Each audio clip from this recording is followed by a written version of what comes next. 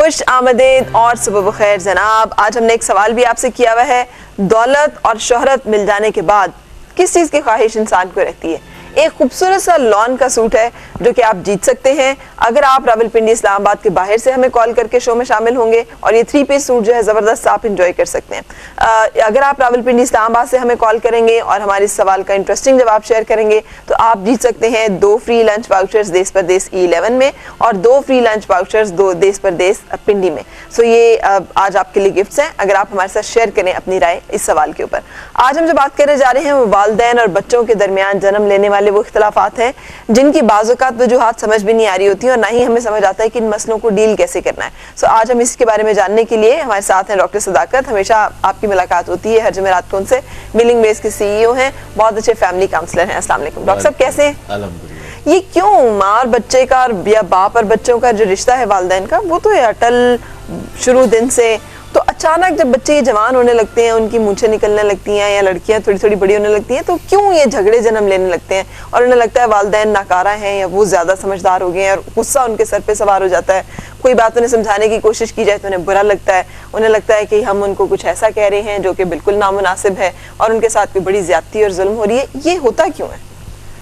देखिए, गैप बढ़ता जा रहा है वालिदैन और बच्चों के दरमियान, और वो इसलिए बढ़ता जा रहा है कि ये जो फ़र्क होता है 18-20 साल का, अब वो बहुत बड़ा फ़र्क है। पहले 18-20 साल में इतनी तब्दीलियाँ या रवायात में इतनी तब्दीलियाँ, फैशन में इतनी तब्दीलियाँ नहीं आया करती थी, सोच में इतनी तब्दीलियाँ नहीं आया करती थी। पहले तो सैकड़ों साल मिलते जुलते होते थे, यानी जैसे वालिदैन के ख्यालात होते थे वैसे ही औलाद। जनरेशन गैप का तो हम 70 से सुनते चले आ रहे हैं कि वही दौर 70 से जो दौर शुरू हुआ तो वाज़े फ़र्क नज़र आने लगा। पहले यानी 100 साल पहले या 200 साल पहले वालिदैन और औलाद के ख्यालात में इतनी खलीज या इतना फ़र्क नहीं होता था। अच्छा, अब फ़र्क इतना ज़्यादा होने लगा है कि वो मुतहारब ग्रुप लगने लगे हैं, वो एक दूसरे के मुखालिफ नज़र आने लगे हैं। एक ही माहौल में एक ही घर में रह रहे होते हैं और वालिदैन अमूमन बच्चों को कोशिश कर रहे होते हैं वही माहौल दें जो कि बेचारे होते हैं कि उस माहौल को वो फॉलो करें।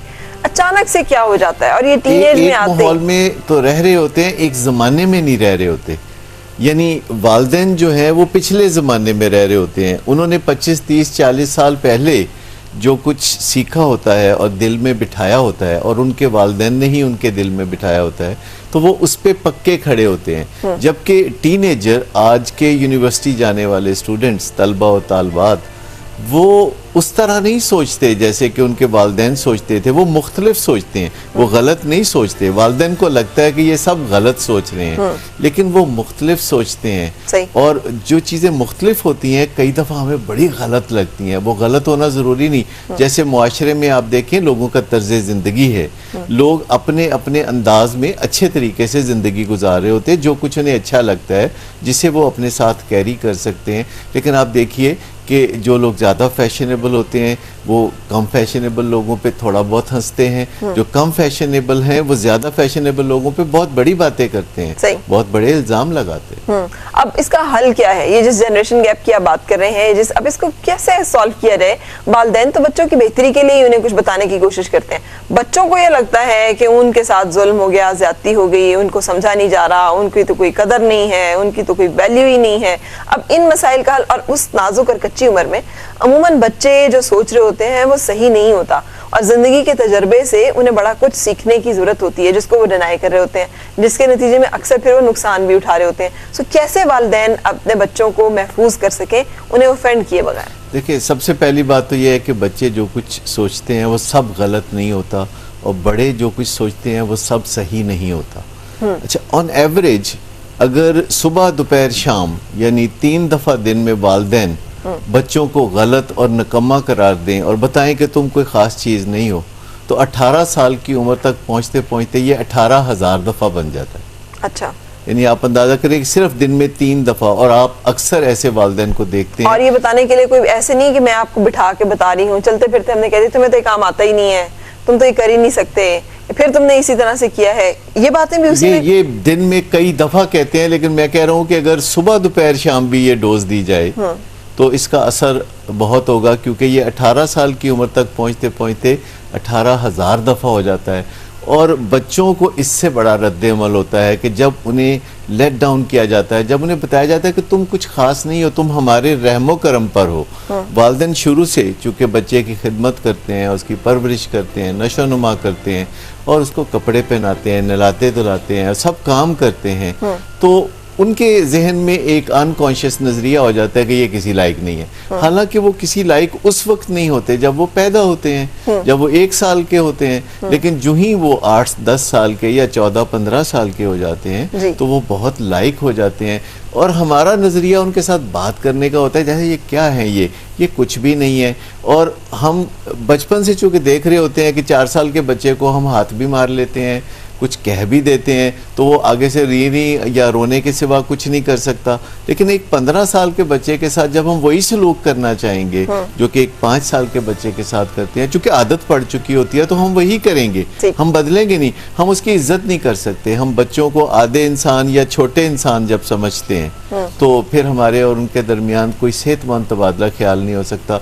फिर हम उनके साथ कुछ इस तरह बात करते, बस कह जो दिया, यानी हम उन्हें वजाहत करना ज़रूरी नहीं समझते, जैसे कि बराबर के लोगों में हम अक्सर वजाहत करना ज़रूरी समझते हैं। अच्छा, मैंने अक्सर ये नोट भी किया है डॉक्टर साहब, देखा भी है कि बच्चों को भी पता होता है कि वो गैर ज़रूरी जिद कर रहे हैं और थोड़ी देर के बाद वो बाज़ औक़ात रियलाइज़ भी कर लेते हैं कि वो जो कर रहे थे सलूक अपने वालिदैन के साथ या उन्होंने अगर बदतमीज़ी की तो वो दिल में उसको बुरा भी समझते हैं, गिल्ट भी फील करते हैं, लेकिन इसके बावजूद वो अपने आप को कंट्रोल नहीं कर पा रहे होते।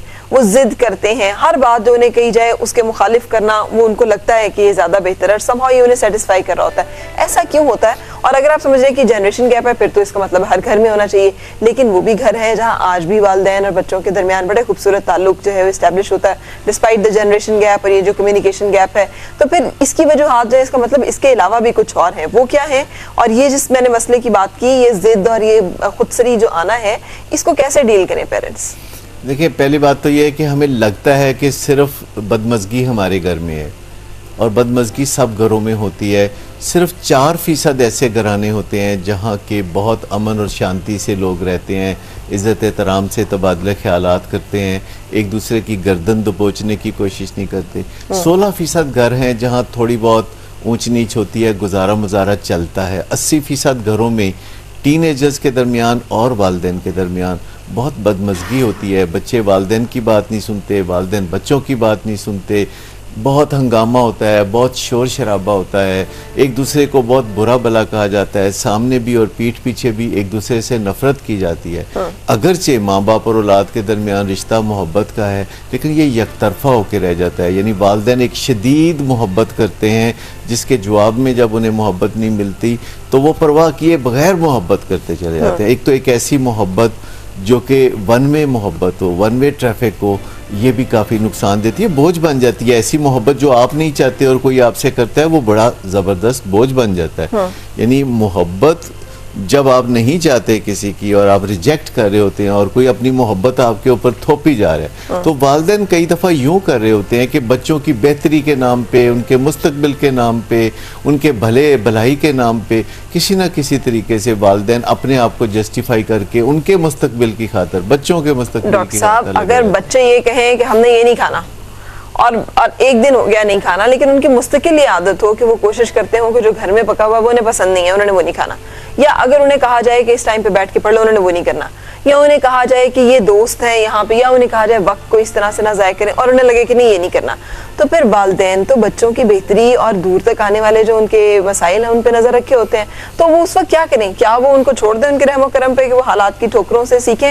ये बड़ा पेनफुल होता है वालिदैन के लिए अपनी नज़रों के सामने अपने बच्चों को उन तल्ख तजर्बात की नजर होते हुए देखना जिससे वो उन्हें बचा सकते हो और जो समझते हो कि अगर वो हमारी बात मान लेते तो शायद बच जाते इस मुसीबत। देखिए, बच्चों की बेहतरी चाहना और बच्चों की बेहतरी करना ये दो मुख्तलिफ चीज़ें हैं। अगर बच्चा कोई कहता है कि ये मैंने नहीं खाना, तो वालिदैन की सबसे बड़ी मजबूरी होती है कि नहीं, खाना तुमने ज़रूर है, हम इसके बगैर नहीं रह सकते कि तुम आज खाना ना खाओ। अच्छा। यानी जब वालिदैन बच्चों को इस तरह जाहिर करते हैं कि ये जो तुम खाना खाओगे ना, इसके बगैर मैं जिंदा नहीं रह सकता, लिहाजा तुम्हें खाना ही खाना है, और अगर तुम्हें ये नहीं खाना तो तुम बताओ तुमने क्या खाना है, तो फिर हम वो पेश कर देते हैं। अगर कोई बच्चा कहता है मैंने खाना नहीं खाना, तो वालिदैन पोलाइटली कह सकते हैं तो कोई बात नहीं दिल चाह रहा होगा, क्योंकि भूख लगी हो तो इंसान कुछ भी खा लेता है। लेकिन जब भूख नहीं होती और कोई जबरदस्ती आपको खिलाना चाहता है, आप किसी के घर में मान जाएं और कुछ खिलाने पे कोई तुल जाए, तो फिर पहली तरजीह तो आपकी यही होगी ना कि जो आपको पसंद है वो आप खाएं।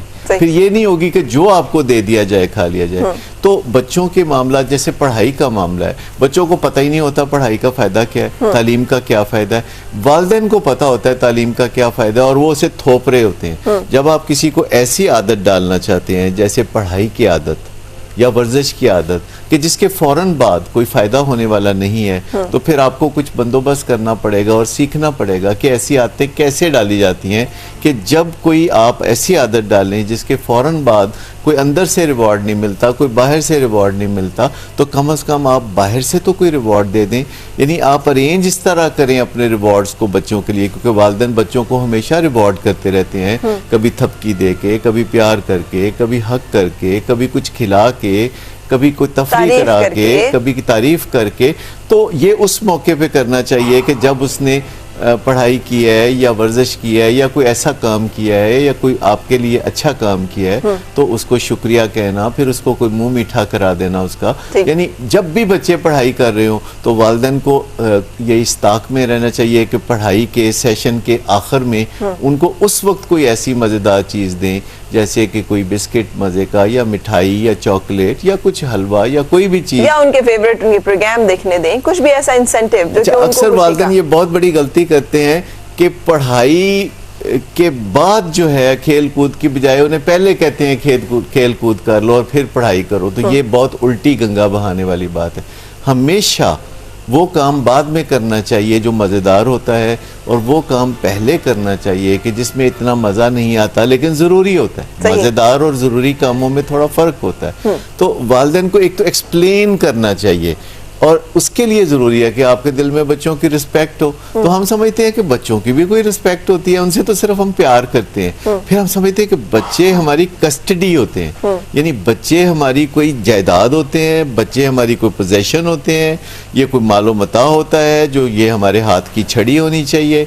मैं आपको बताऊं कि जब बच्चे इस दुनिया में आ जाते हैं तो वो अगरचे माँ बाप की वजह से आते हैं, अगरचे वो माँ बाप के साथ उनका एक बहुत प्यारा रिश्ता होता है, लेकिन वो अलग इंसान होते हैं। जोर ज़बरदस्ती आप उनके साथ भी नहीं कर सकते, और जो उनकी उम्र बढ़ती चली जाती है आप उनके ऊपर अपनी मर्जी थोपना अगर कम कर दें, बलूगत के साथ खास तौर पर कम कर दें, और वो जो आपने ठोकरें खाने वाली बात ठीक है, तो कम कर दें, तो फिर कैसे उन्हें गाइडेड रखें, कैसे हम ये भी करें कि बच्चे जो हैं वो एक सही रास्ते पे चलें, वो रास्ता जो उनके लिए बेहतर हो, मुनासिब हो। मैंने देखा है वो खुदसर और नाफरमान औलाद जो है, वो कहते हैं ना जहन्नुम तो चले वो जिसने देखा, और दुनिया में जहन्नुम उनकी जिंदगी जो है मैंने खुद देखी है। इसलिए कि नाफरमानी और बुजुर्गों के तजर्बे से फायदा ना उठाना इंसान को बाज़-औक़ात ऐसी तकलीफों में ले जाता है जो जिसका हल नहीं होता फिर कोई भी, और उसके पास कोई और उस वक्त रास्ता भी नहीं होता, चारा भी नहीं होता सिवाय पछताने के। सो वालिदैन अगर बचाना चाहें अपने बच्चों को, तो क्या वो स्ट्रेटजी है, क्या वो टेक्निक है जिससे उनके दरमियान इख्तलाफात ना पैदा हो, लेकिन बच्चों की बेहतरी भी हो जाए और वालिदैन की जो मंशा है वो भी पूरी हो जाए, और ये जो एक वालिदैन और बच्चों के दरमियान एक रिश्ता है वो खूबसूरत रहे, अदब का, मोहब्बत का ताल्लुक जो है वो सारी जिंदगी के लिए रहे, ये हम जानेंगे। लेकिन उससे पहले एक कॉलर आज हमने पूछा है, दौलत और शोहरत मिल जाए तो और किस चीज की ख्वाहिश बाकी रहती है? जनाब कैसे हैं आप? अस्सलाम वालेकुम। वालेकुम सलाम, मैं शबीर से बात कर रहा हूँ, माना वाला फैसलाबाद। कहाँ से बात कर रहे हैं और नाम क्या है? शब्बीर साहब, अच्छा शब्बीर तो देखेगा जी जी जी जी। बहुत ख्वाहिश थी प्रोग्राम में कॉल करने के लिए, बहुत मुश्किल से मिली, तकरीबन बहुत अच्छे से 10-12 मतलब ट्राई किया, कॉल फॉरवर्ड नहीं की जाती थी। अच्छा चलें, गुड, आ जाओ। खुश हैं कि कॉल फॉरवर्ड हो गई। चलें। और ये जो आपका सवाल है, दौलत और शोहरत मिल जाने के बाद इंसान को किस चीज की ख्वाहिश रहती है, इसका मेरे ख्याल में जो जवाब है वो ये है कि हकीकी प्यार की। दौलत और शोहरत मिलने के बाद वो हकीकी प्यार ढूंढने लगता है जी, क्योंकि दौलत भी मिल जाती है, शोहरत भी मिल जाती है, लेकिन हकीकी जो प्यार होता है ना, वो किस्मत वालों को मिलता है और वो बहुत कम मिलता है। क्या बात है फैसलाबाद वालों की। हमने कल परसों एक सवाल रखा था, पैसा बड़ा या प्यार? सबने कहा पैसा, हमने कहा दिल या दिमाग, सबने कहा दिमाग। तो ये हकीकी प्यार की जो आप बात कर रहे हैं वो आउटडेटेड सी बात है थोड़ी, है ना डॉक्टर साहब? देखिए बात यह है कि जब पहले उनसे पूछ लें हकीकी प्यार किसे कहते हैं, किसे कहते हैं हकीकी प्यार शबीर साहब? सबसे पहले जो हकीकी प्यार है वो पेरेंट का होता है, जो फादर एंड मदर अपने बच्चों से करते हैं बगैर किसी मकसद के, बिला लॉस। उनको ये जो अच्छा, वो ये वाह चीजें हस्ती होती हैं जो कि खुद को अपने बेलॉस प्यार जो है वो हकीकी प्यार होगा, भले वो किसी भी रिश्ते में हो। ये आपका वन लाइन, ठीक है। आप साथ रहिए डॉक्टर साहब, आपसे मैं जानना चाह रही हूँ जी। असल बात यह है कि जब दौलत और शोहरत मिल जाती है तो जब नेक्स्ट चीज़ आपको जो चाहिए वो सुकून चाहिए, क्योंकि इन दो चीज़ों से सुकून मिलना ज़रूरी नहीं है। आपको बहुत सारी और काम की चीज़ें आपको दौलत और शोहरत से मिल सकती है, लेकिन सुकून एक अलग से प्रोजेक्ट है, एक अलग से एडवेंचर है कि अगर आप चाहते हैं कि आप सुकून भी हासिल करना तो जिसे खुशहाली कहते हैं, उसमें दौलत भी आ गई, शोहरत भी आ गई और सुकून भी आ गया। तो सुकून अगली चीज़ है जिसके लिए तगो दो, उससे पहले तो सुकून जो है वो हकीकी प्यार के बगैर नहीं मिलेगी। ये प्यार जो है ना, ये हम लोगों का एक फैंटेसी है। प्यार एक फैंटेसी है। एक्चुअली एहतराम, एक दूसरे का ख्याल रखना, एक दूसरे की ज़रूरतों को पूरा करना, कोऑपरेट करना, एक दूसरे के साथ तावन करना, वो जो बात आपने रिस्पॉन्सिबल रहना, रिस्पॉन्सिबिलिटी शेयर करना एक दूसरे के साथ, वो जो बात आपने की थी थोड़ी देर पहले, जन्नत और दोज़ख बनने वाली घर के, तो मैं उस पर एक छोटी सी कहानी सुनाना चाहता हूँ। अगर हम वक्फे की तरफ नहीं जा रहे हैं हम ब्रेक लेके आते हैं वापस, फिर सुनते हैं कहानी, साथ रहिएगा। खुशामदीद और सुबह बखैर जनाब। सर्फ एक्सेल का मानना है कि एक बच्चा जो भी दाग साथ लाता है वो उसके लिए नया तजर्बा होता है, एक नई सीख जो दाग लगने से हुई। दाग तो अच्छे हैं का नजरिया कहता है कि अगर कुछ नया सीखने में दाग लग जाए तो वो दाग अच्छा होता है। जनाब डॉक्टर साहब, कहानी आपकी जन्नत और जहन्नुम की। देखिए, हम दुनिया में अक्सर दुनिया का जिक्र करते हैं या फिर जन्नत का जिक्र करते हैं या दोज़ख का। तो एक कहानी है, एक बड़े मियाँ को दिल चाहा कि जन्नत या दोज़ख में जाना है, तो क्या ये मुमकिन है कि पहले जन्नत या दोज़ख का माहौल देख लिया जाए कि जन्नत और दोज़ख होता क्या है। तो उन्होंने कुछ लोगों से फरमाइश की कि मुझे किसी तरीके से कोई प्रीव्यू या कोई जन्नत या दोज़ख का नमूना दिखा दिया जाए। तो एक सियाने ने उनसे हामी भरी और उनको साथ लेके चला गया। सबसे पहले वो दोज़ख में गए और जाके तो दोज़ख का मंजर देखा, जो ये था कि एक बड़ी सी टेबल पे आमने सामने लोग बैठे हैं और टेबल पे अनवाह इकसाम के खाने चुने हैं और रंग रंग के पकवान हैं जिनमें से बड़ी मज़े की खुशबुएं उठ रही हैं। लेकिन फिर वो बड़े मियाँ ने देखा कि वो जो लोग बैठे हुए हैं वो बहुत कमज़ोर हैं, उनके रंग पीले पड़े हुए हैं, वो नहीफ व नज़ार हैं, हड्डियों का ढांचा बने हुए हैं। तो वो हैरान हुआ कि ये लोग इतने अजनास की मौजूदगी में, खाने पीने वाली चीज़ों की मौजूदगी में इतने कमज़ोर क्यों हैं। तो यकयक उसकी नज़र पड़ी तो उन सब को 6-6 फुट लंबे चमचे फराहम किए गए थे जिससे कि खाना खाना था। और नेचुरली 6 फुट लंबे चमचे से वो खाना अपने मुंह में नहीं डाल सकते थे, लिहाजा भूखे प्यासे बैठे हुए थे। तो बड़े मियाँ ने उससे आने को कहा कि अच्छा, मुझे अब तुमने ये दोज़ख का नमूना दिखाया है तो मुझे अब ज़रा जन्नत का नमूना भी दिखा दो। तो वो उसे लेके जन्नत में चला गया।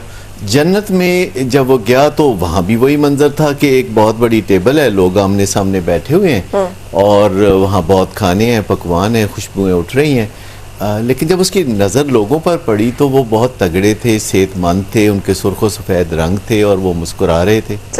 तो फिर उसने गौर से देखा तो उनके पास भी 6-6 फुट लंबे चमचे थे। अचानक उसने देखा कि एक साहब ने अपना एक चमचा उठाया और एक प्लेट में से कुछ खाना लेके तो सामने बैठे हुए दूसरे अपने साथी को जो है चमचा नज़दीक किया कि वो उसमें से खा ले। तो उसने वो चमचे से खाना खा लिया, मुस्कुरा दिया, शुक्रिया अदा किया। फिर उसने अपना चमचा उठाया और इसी तरह खाना सामने वाले के मुँह में डाला। तो बड़े मियाँ एकदम सुन के बड़े हैरान हुए, कहते मुझे वापस दोज़ख में ले जाओ ताकि मैं उन लोगों को बता दूं कि तुम लोग बेबस नहीं हो, तुम अपने आप को नॉरिश कर सकते हो, तुम अपनी परवरिश कर सकते हो। सही। वो उसे लेके वापस चला गया उधर। तो जब वो वहाँ गया और जाके उसने देखा कि वो उसी तरह बैठे हुए हैं मायूसी की हालत में, तो वो उनसे मुखातब हुआ एक से और कहा कि तुम बेबस नहीं हो, तुम चाहो तो ये अपने चमचे से ये सामने वाले अपने साथी को खाना खिला दो। सकते हो। हाँ। तो उसने कहा कि ये तुम क्या कह रहे हो, मैं इस घटिया जलील इंसान को खाना खिलाऊं, मैं खुद भूखा मर जाऊंगा लेकिन इस घटिया और जलील इंसान को मैं कभी खाना नहीं खिलाऊंगा, ये मेरी तरफ से तड़प तड़प के मर जाए, चाहे इस प्रोसेस में मैं भी मर जाऊं लेकिन इसके लिए मैं कुछ नहीं करूंगा। अगर आप देखें तो घरों में घर घर माहौल ऐसा बना हुआ है कि लोग एक दूसरे की मदद करने की बजाय एक दूसरे को घटिया, जलील, बेगैरत और पता नहीं क्या क्या कहते हैं, क्योंकि वो जजमेंटल हो जाते हैं, क्योंकि उनको लगता है कि दूसरे लोग बहुत बुरे हैं, तो वो इस चीज़ को तो कबूल कर लेते हैं कि खुद उनकी अपनी भी बेइज्जती हो और जागनसाई हो। लेकिन वो कहते हैं कि इससे कोई फर्क नहीं पड़ता, जो मेरा टारगेट है, जो मेरा दुश्मन है, उसको तो मैं तबाह कर दूंगा। तो जो तबाहकारी है इसे कामयाबी समझते हैं। तो घरों में या मुआशरों में जब एक दूसरे पे लोग कीचड़ उछालते हैं, जब एक दूसरे के साथ लोग बुरा सलूक करते हैं, तो दर हकीकत वो एक लूज लूज डील कर रहे होते हैं जिसमें वो खुद भी दोनों हार रहे होते हैं। तो घर में जो ये खप का माहौल है जो वालिदैन डालते हैं, जब उनका औलाद के साथ कॉन्फ्लिक्ट होता है, तो वो एकदम ऐसे वैशी होके अपने बच्चों डॉक्टर साहब पीयर प्रेशर को कैसे हैंडल करें? एक वालिद है बड़ा सख्त है, उसको लगता है कि उसकी बच्चियों के लिए जरूरी है कि वो एक महफूज उसमें रहें, वो बताएं, वो हर चीज पूछ के करें। उसी के साथ उसकी एक और दोस्त है जिसका वालिद जो है वो खासा लिबरल है अपने कॉन्सेप्ट में, वो अपनी बेटी को साथ लेके घूमता भी है, वो उसको फिल्म्स भी दिखाता है, वो उसके साथ बैठ के गपशप भी करता है, वो ये भी माइंड नहीं करता कि अगर वो ट्राउजर पहन लेती है, पैंट्स पहनती है या कुछ। अब वो दोनों बच्चियां एक जगह पे पढ़ रही हैं, तो उन दोनों का एक दूसरे को देखकर जो असरात जो दूसरी बच्ची पहली वाली के ऊपर आ रहे हैं, कैसे इसको हैंडल किया जाए? सबसे पहले कानूनी कुदरत को समझने की जरूरत है। क्या आपके ज़हन में कभी ख्याल आया है कि ये जो चीजें मैं हवा में रखूं तो ये वहीं ठहर जाएं, ये नीचे ना गिरें? क्योंकि आपके ज़हन में ये ख्याल कभी नहीं आएगा, आप लॉ ऑफ ग्रेविटी की रिस्पेक्ट करती हैं। तो जब हम दूसरे की इनफरादियत की रिस्पेक्ट करेंगे तो फिर हम उसे कायल करने की कोशिश करेंगे, कन्विंस करने की कोशिश करेंगे, मज़ाकरात करेंगे, लेकिन झपटेंगे नहीं, खप नहीं डालेंगे, गुस्सा नहीं डालेंगे। सबसे पहले हमें अपने किसी फैमिली मेम्बर के फ्लॉ को सर्वाइव करना होता है। यानी जब कोई हमारा फैमिली मेम्बर पटरी से उतर जाता है या कोई गलत काम करता है, पढ़ाई नहीं करता, रात को लेट वापस आता है, या आज़ाद ख्याल होता है, या फैशन ज़दा हो जाता है, तो सबसे पहले तो हमें ये बात हजम करनी होगी सुकून के साथ। ये स्टेप 1 है। और अगर हम ये कामयाबी से कर जाएं, यानी अपने आप पर काबू पा लें, ये जो पहले एक जिन हमारे अंदर होता है, जब हम इसमें अपने आप पर काबू पा लेते हैं तो फिर हम बिल्कुल सेट होते हैं कि अब दूसरे को काबू में करने के लिए इकदामात करें। लेकिन अगर हम अपने आप को ही काबू में नहीं पा सकते, अपने आप पर काबू नहीं पा सकते और शोर शराबा करने लगते हैं, सर्वाइव नहीं कर सकते किसी तब्दीली को, फिर हम दूसरे को भी कुछ नहीं कर सकते। बिल्कुल सही। अस्सलाम वालेकुम, क्या हाल है आपका? वालेकुम जी। अस्सलाम वालेकुम। वालेकुम अस्सलाम, कैसी हैं? अल्लाह का शुक्र, आप सुनाएं। आप बिल्कुल जबरदस्त। दौलत और शोहरत के बाद इंसान को किस चीज की ख्वाहिश रहती है? दौलत और शोहरत के बाद मेरे ख्याल से तो दौलत और शोहरत ये दोनों ही से ज्यादा इम्पोर्टेंट मेरे नजदीक मोहब्बत है। अगर आपको वो मिल जाए तो आपको सब कुछ मिल जाता है। लेकिन ये जवाब तो हमें हमारे कॉलर दे चुके हैं ऑलरेडी, आप भी उसी को सेकंड करना चाहेंगे या कुछ और इसमें चेंज करना चाहेंगे? दौलत और शोहरत के बाद जो है फिर मैं यही कहना चाहूंगी कि आपको इज्जत भी मिल जाए तो ज्यादा बेहतर है। अच्छा, इज्जत, ठीक है, that's a good। और दूसरा फरा मैंने आपसे कहना था, एक टाइम हो गया मुझे आपको कॉल मिलाते हुए, लेकिन आपका नंबर ही बहुत बिजी चाहता है। आज आपके सूट में मुझे मिल सकता है, आप बहुत सारे लोगों को गिफ्ट देती हैं, आज मुझे भी एक देते हैं। अच्छा, बिल्कुल सही, आप साथ रहिएगा। हमने प्रोग्राम के एंड पे ड्रॉ करनी है अपनी, उसमें जिसका नाम निकलेगा हम उनके नाम भेज देंगे। और लकीली कल ऐसे हुआ था, जो खातून हमारी ज्यादा इंसिस्ट कर रही थी, मेरा निकाल दीजिएगा, मेरा निकाल दीजिएगा, निकल भी उन्हीं का आया था नाम। सो बाजुकात ऐसा होता है। सो डॉक्टर साहब एक छोटा सा ब्रेक और उसके बाद हम कंटिन्यू कर रहे हैं। खुश आमदेद और सुबह खैर जनाब, डॉक्टर सदाकत आज मेहमान हैं और एक कॉलर हमारी आपसे बात करना चाह रही है। अस्सलाम वालेकुम डॉक्टर शैला, कैसी हैं? कैसी हूँ, आप ठीक हैं? जी वालेकुम अस्सलाम, थोड़ा सा ऊंचा बोलिएगा और बताइए। जी, thank you so much for calling फरा। जी जी। और बात ये है कि मेरी बेटी का प्रॉब्लम है, she is not in Karachi, वो दुबई में है जी, और मैरिड है मेरी बेटी, और उसकी शादी हुई है। वो जो उसका हस्बैंड है, he is also professionally qualified, मतलब अच्छे जॉब वॉब है, सब कुछ है, बात ये है कि तो उसको ना, मेरी बेटी को मैं शॉर्ट ज़रा बता देती हूँ कि वो उसको ना खर्चे के लिए पैसे वगैरह नहीं देते हैं ये लोग, और वो बहुत परेशान रहती है उसकी वजह से। और दूसरा, कुछ इन लॉज का इन्फ्लुएंस इतना ज़्यादा है कि यहाँ जो है इन्फ्लुएंस, वो जो है पेरेंट्स जो हैं वो कराची में यहाँ से ऑनलाइन रहते हैं हर वक्त, मतलब मोस्ट ऑफ द टाइम ना, और उसको सारी इंस्ट्रक्शंस यहाँ से होती रहती हैं, ऐसे करो ऐसे करो। और उसकी एक बेटी है मेरी बच्ची की, मतलब समझे कि बहुत परेशान रहती है। आपकी बेटी डॉक्टर है क्या? वो नहीं है, मेरी बेटी डॉक्टर नहीं है। अच्छा, ये क्वालिफाइड तो है ना?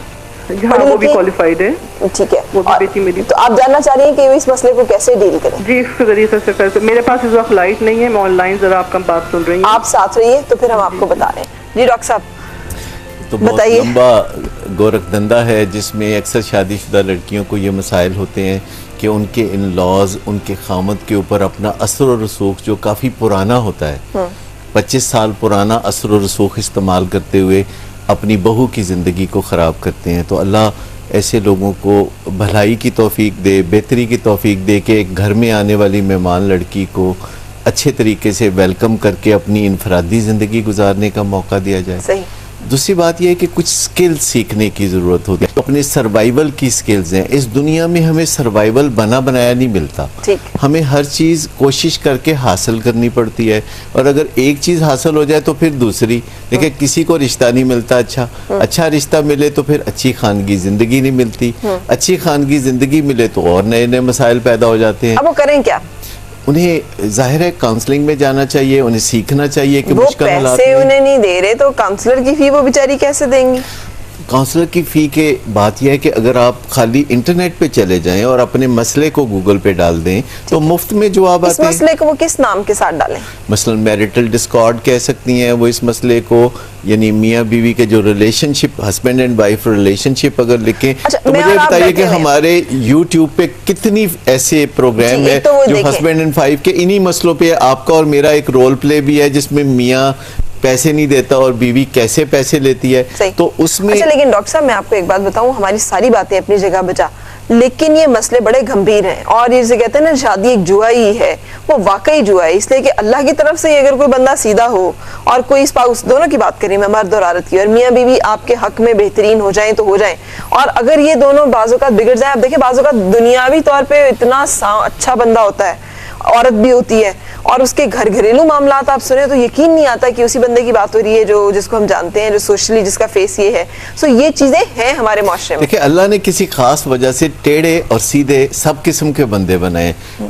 अल्लाह सारे सीधे बना देता तो ये मसला ना होता, क्योंकि वो तो जन्नत में होगा। फर्स्ट स्टेप ये क्या लें? करना ये है कि जो कुछ हम पहले करते रहते हैं, यानी जो हम अरसा दराज से करते आए हैं और मसला हल नहीं हुआ, सबसे पहले तो उसे छोड़ना होगा, रिएक्शन को छोड़ना होगा, रद्द अमल को छोड़ना होगा। मैं आपको एक छोटी सी कहानी 1 मिनट में सुनाता हूँ जिससे हमें पता चल जाएगा कि करना क्या होगा। देखिए, एक शिकारी था, वो अपने दोस्तों के साथ शिकार करने जंगल में गया। शिकार से फारिग होके वो अब खा पी रहे थे और जंगल में बैठे हुए थे। जंगल में मंगल बनाया जा रहा था और खाने के बाद चाय का दौर चल रहा था। सर्दी बेइंतहा थी, तो चाय वाय पी के जब उनके जिस्म में कुछ गर्माइश आई तो वो जंगल में घूमने चले गए। एक रीछ झाड़ियों में से देख रहा था कि ये बड़ा हल्ला गुल्ला हो रहा है और वो उसे भी वार्मथ चाहिए था, उसको भी आग जो वहाँ उन्होंने जलाई हुई थी उसकी गर्मी चाहिए थी, तो वो उधर करीब आ गया। वहाँ केतली थी जिसपे पानी था और जो चाय के लिए था, और चाय का चूँकि दौर चल चुका था तो वो केतली के करीब चला गया रीछ। तो उसको जब उसने हाथ लगाया तो वक्ती तौर पर उसको लगा कि ये भी अच्छी गर्म है, तो उसने केतली को उठा के ना तो अपने सीने से लगा लिया। यानी रीछ की आदत है कि वो हर चीज से जफ्फी डाल लेता है, वो अपने आप को सीने के साथ लगा लेता है। जब उसने सीने के साथ उसका लगाया तो उसके गर्म होने की वजह से पानी भी उसके सीने पे आ गया और उसका सीना बहुत बुरी तरह जल गया। आपका क्या ख्याल है कि क्या उसने फिर केतली को छोड़ दिया होगा? कतई नहीं, क्योंकि रीछ की ये पॉलिसी है कि वो मोहब्बत में भी गले लगा के क्रश करता है, दुश्मनी में भी गले लगा के क्रश करता है। वो जितना उसको जला रहा था पानी, उतना वो केतली को सीने से लगा रहा था, और जितना वो सीने से लगा रहा था उतना ही उसका सीना जल रहा था और वो तड़प तड़प के मर गया। सीने से ना लगाएं तो रिलेशनशिप खत्म हो जाएगा। मैं सीने से लगाने का मसला नहीं कह रहा, मुझे तर्ज अमल पहले है। देखिए, जब कोई औरत अपने खामद से अखराजात मांगती है तो ये हाथ यूं होता है ना, तो ये जो हाथ होता है, तो डॉक्टर साहब किससे मांगे फिर वो?